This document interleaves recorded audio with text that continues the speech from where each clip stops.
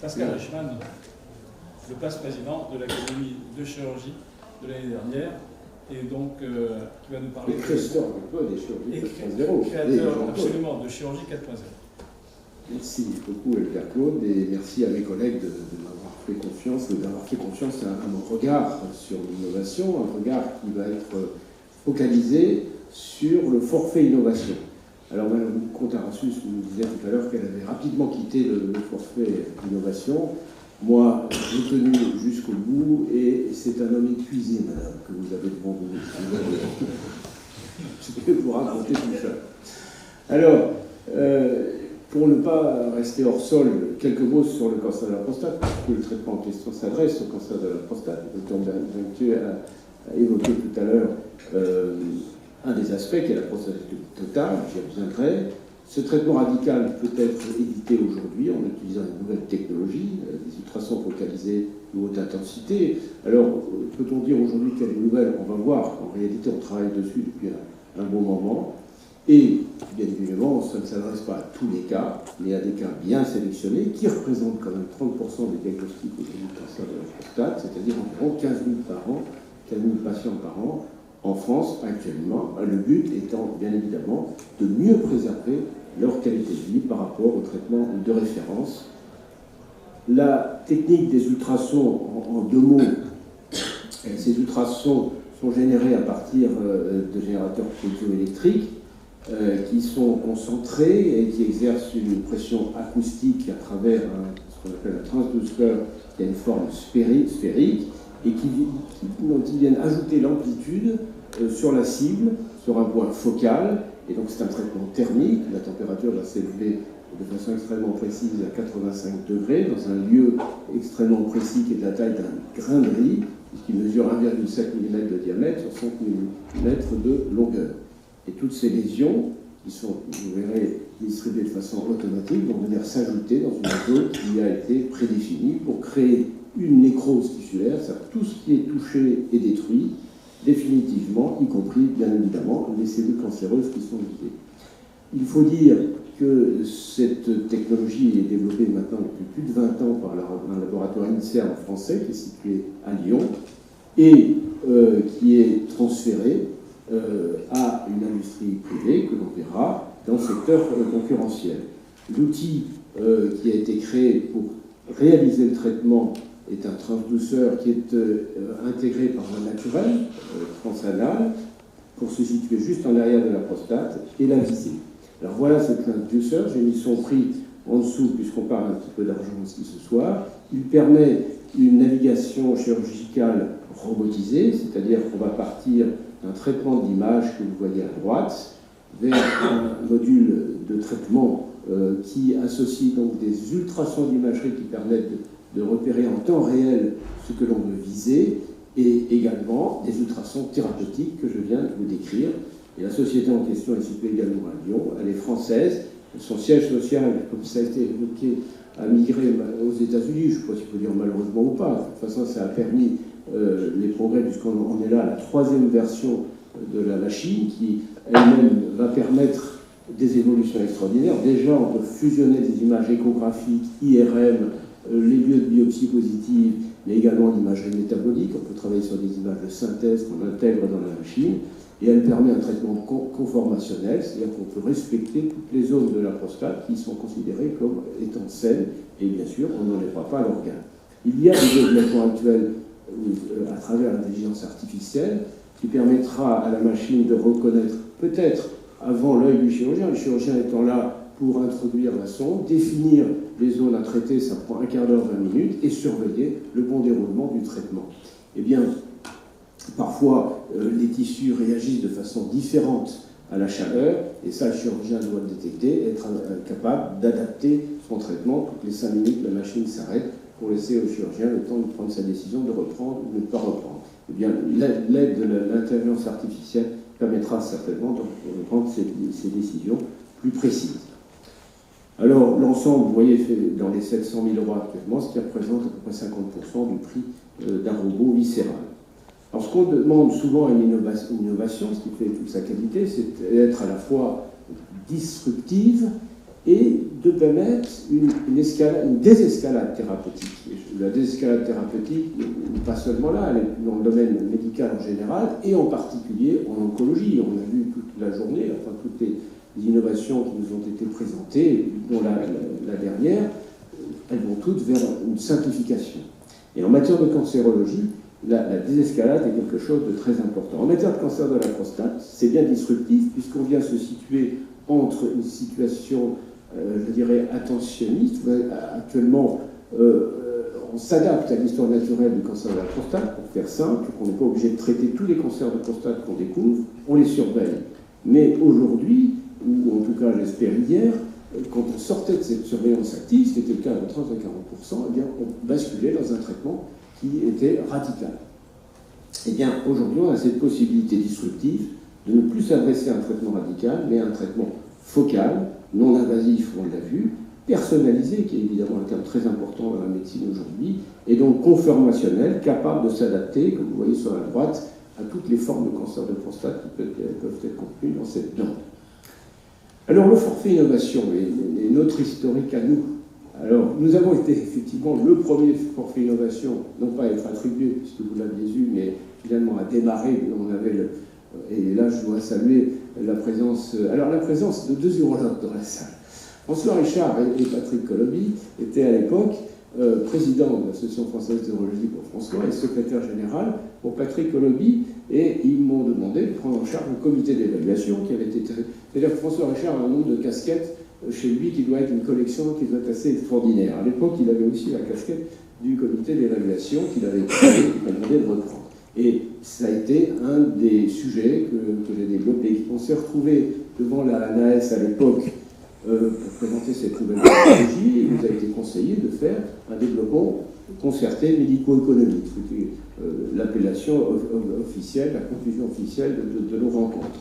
À la suite de quoi nous avons créé une première base de données, donc il y a 20 ans, on parle beaucoup aujourd'hui, on a créé un registre. Au début, on essayait de se comparer à une autre technique, et puis notre partenaire ou nos partenaires ont fait défection, mais la base de données a toujours existé, elle a augmenté avec une base internationale avec des collègues allemands, et on s'est représenté, lorsque j'étais devenu à ce moment-là président de l'AFU et Patrick Coloby, mon secrétaire général, en 2008, pour, muni de cette base de données, déposer une saisine auprès de la HAS, qui a finalement été acceptée. Je vais faire court, c'est difficile de résumer 20 ans en 2 minutes.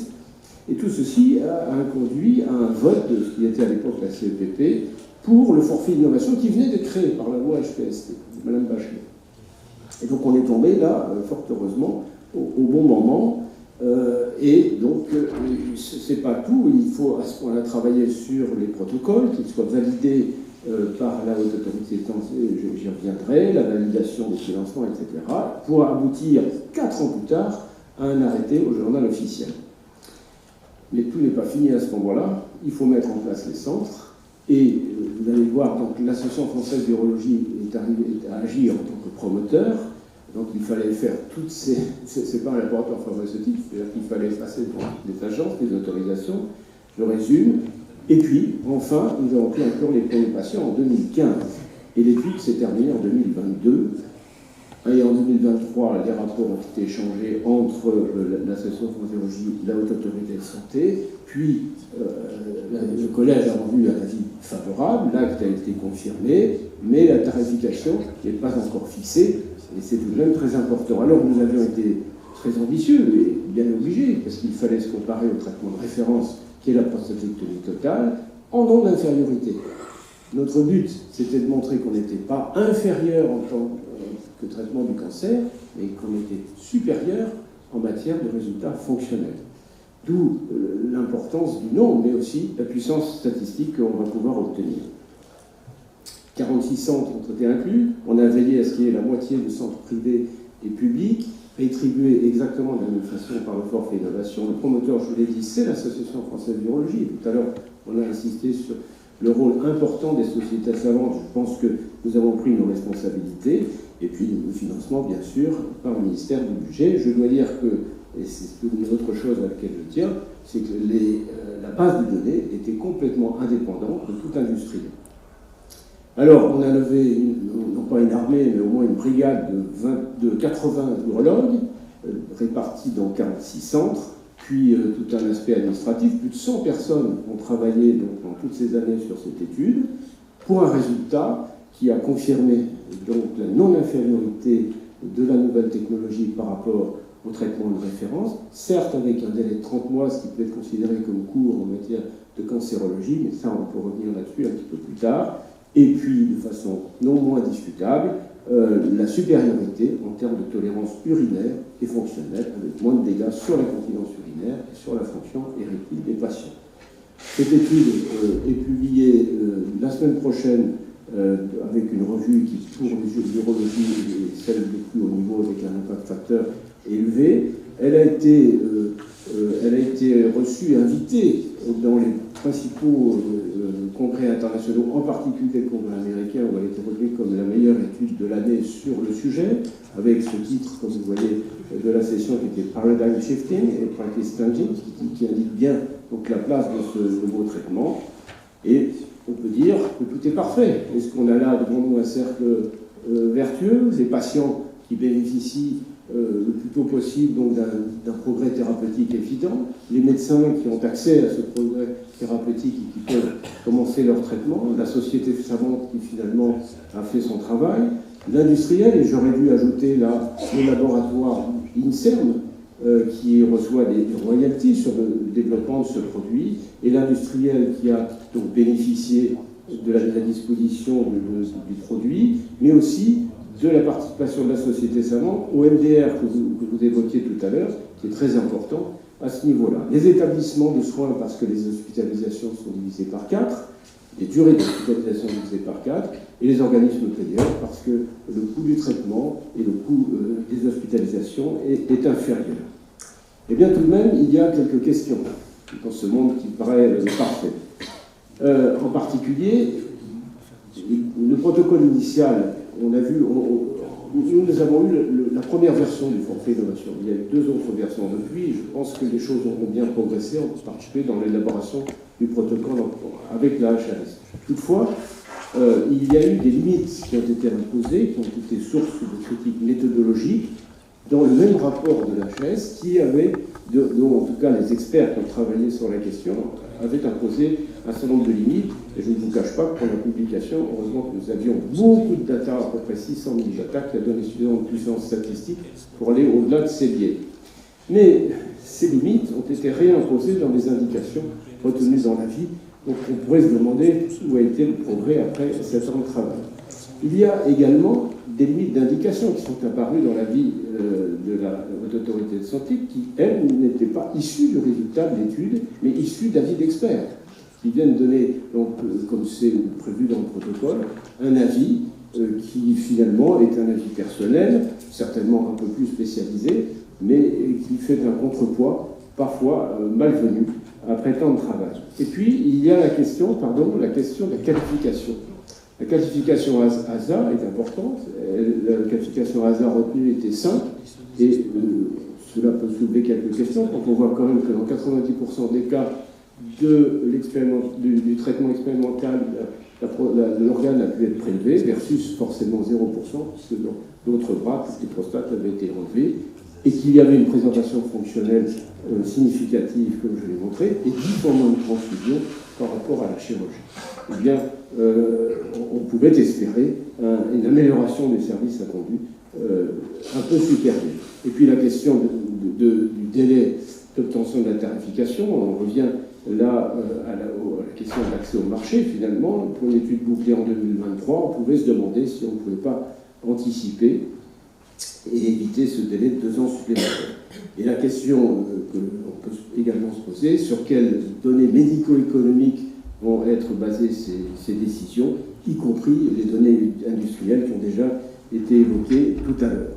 Alors, un cercle vertueux sans doute, mais attention à l'accident industriel dû à ces retards et à ces décisions d'ordre médico-économique. Alors, la question, et je l'aurais terminé, pourrait se poser, c'est est-ce que l'herbe est plus verte aux yeux? Ça, il se trouve que j'ai été amené à présenter en 2014 le dossier au panel de la FDA, et donc j'ai eu accès à ces données que j'ai comparées. Pour faire simple, finalement, du côté de notre organisation, il nous a fallu 19 ans du premier marquage CE. Alors, les organisations, les organismes plus exactement, ne sont pas tout à fait les mêmes, l'organisation, mais elle est comparable quand même. Et donc, il a fallu 19 ans de notre côté, quand il a fallu 12 ans, c'est pas très court non plus, du côté américain. Donc, ils nous ont mis, ils sont partis 2 ans après nous, et à la fin, ils nous ont mis 7 ans dans la vue. Et si on regarde ces 7 ans, eh bien, c'est sur la colonne de gauche les 2015-2022, de l'étude qui nous a été imposée d'une certaine façon, alors que côté américain, ils se sont basés sur un registre prospectif contrôlé en 2009, plus sur 5 études, donc 2 études françaises, dont une que j'avais moi-même signée prospective, pour prendre leurs décisions. Ils n'ont pas demandé d'études comparatives, et le même acte est remboursé depuis déjà 4 ans aux États-Unis.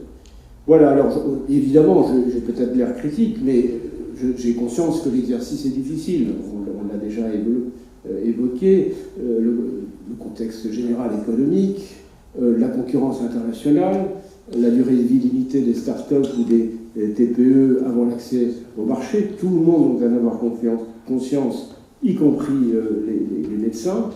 Et puis la frilosité, on va dire, des investisseurs quand il s'agit d'un produit qui est sujet à remboursement, puisque on n'a aucune mesure du temps, du délai qu'il y aura pour obtenir ce remboursement, et même le niveau, ce qui rend les études économiques un peu difficiles.